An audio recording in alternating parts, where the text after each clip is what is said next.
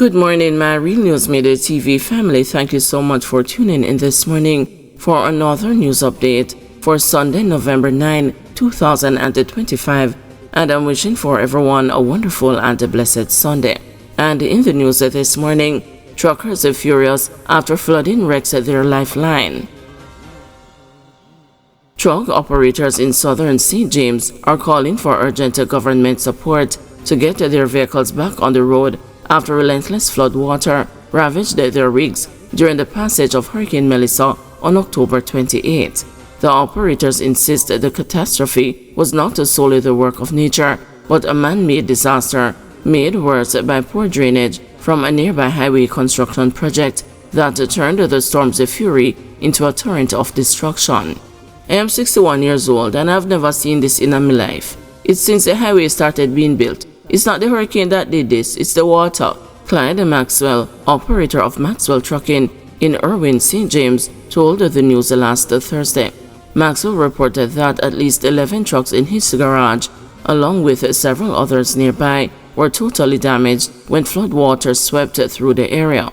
We have about 3 trucks in the water.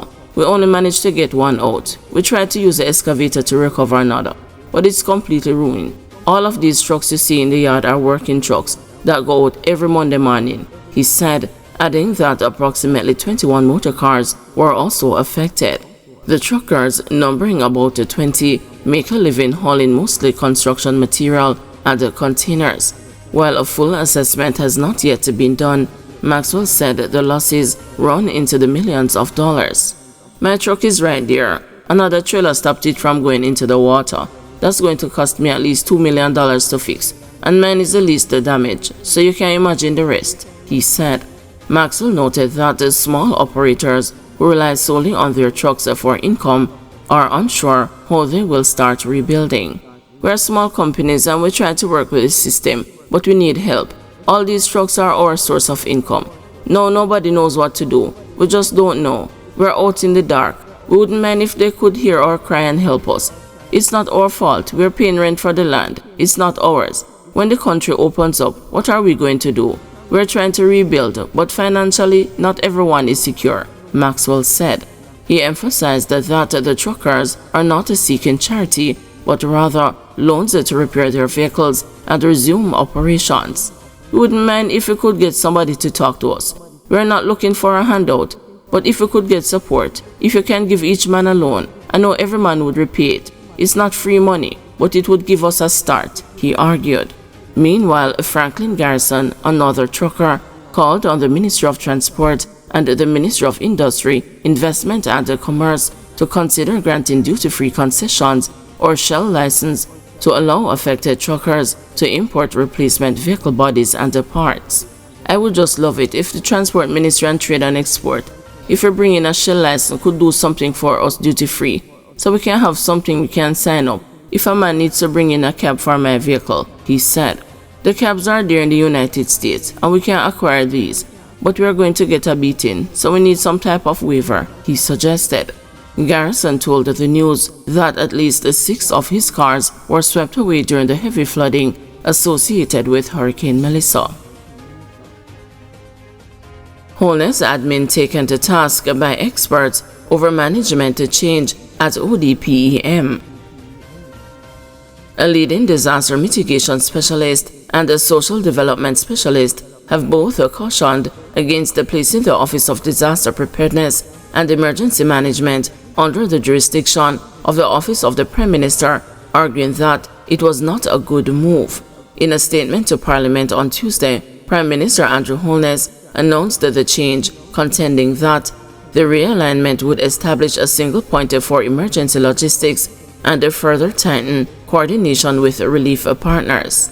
With the change comes the appointment of Jamaica Defense Force Commander Alvin Gale as the Director General of the ODPEM, while the former acting head, Richard Thompson, has now been reassigned to the OPM to assist in the establishment of strategic frameworks and the systems for national relief and recovery efforts.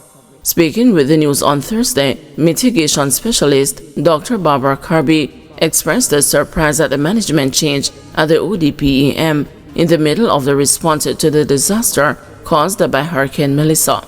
Kirby, a former ODPM Director General, said that based on the Prime Minister's comments in relation to the management change, the reasons are not convincing or logical.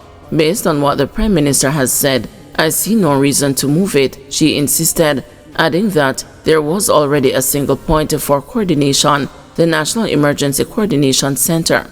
She noted that in all emergency management doctrine, the Emergency Operations Center is the point from which all response is coordinated. She said the National Emergency Operations Center has a space for the policy as well as the operational levels.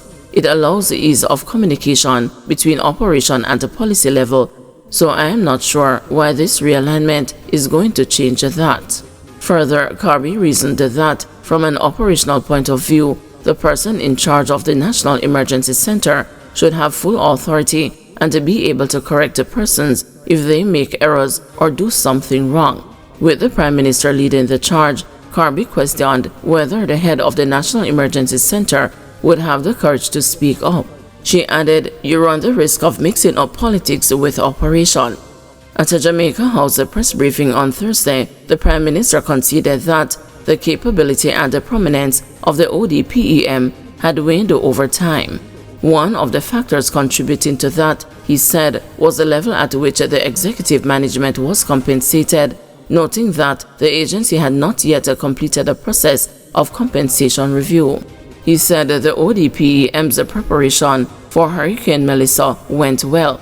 Even with not having the strongest executive leadership, we were still able to mount a credible preparation, he added. However, he said the government's initial relief phase started out slowly. Holness said Hurricane Beryl in July last year exposed some weaknesses at the ODPEM, and as such, the OPM ordered a review of the entire management response of the government. Commenting on whether the ODPEM had the capability to respond to a disaster of the magnitude of Melissa, Holness said he saw weaknesses and gaps and some spaces that need to be filled. At the same time, Dr. Peter Ann Baker, social development specialist, said the public servants of the ODPEM had been used as scapegoats. Notwithstanding the fact that Jamaica is a highly vulnerable island to natural disasters, Baker said there appeared to have been no urgency in working out the salary arrangements and review of job descriptions at the agency to facilitate the purported level of staff that was required. I am so offended. My heart breaks for the public servants who work in that organization, she commented while speaking with Jackson Miller. I am ashamed for my country that we can take senior civil servants who have dedicated their lives to the service of this country and treated them that way in the public domain, she added. One of the key findings of a December 2, 2024 Auditor General's Department's performance audit of the ODPEM states that recruitment challenges and a high staff turnover impacted the agency's capacity to deliver effective disaster preparedness and emergency management. Residents sound alarm after oily substance and a dead fish wash ashore Forkor Beach in Clarendon. A probe is to be launched after residents say an oily substance and a dead fish has washed ashore at Forkor Beach in southern Clarendon. The Ministry of Agriculture and Fisheries confirmed that investigations into the incident will be launched. Environmentalists have expressed their intent to assess the situation. Residents say they have seen lobsters among the dead marine animals. They say the issue has disrupted the seafood trade and sparked concerns about potential environmental damage to the area's marine life. The new Bongo McCoy, operator of Bongo Seafood Restaurant, said the substance appeared shortly after the passage of Hurricane Melissa on October 28. In my 13 years of operating here, I have never seen anything like this, he said, noting that fishing activity in the area has come to a halt, affecting local livelihoods.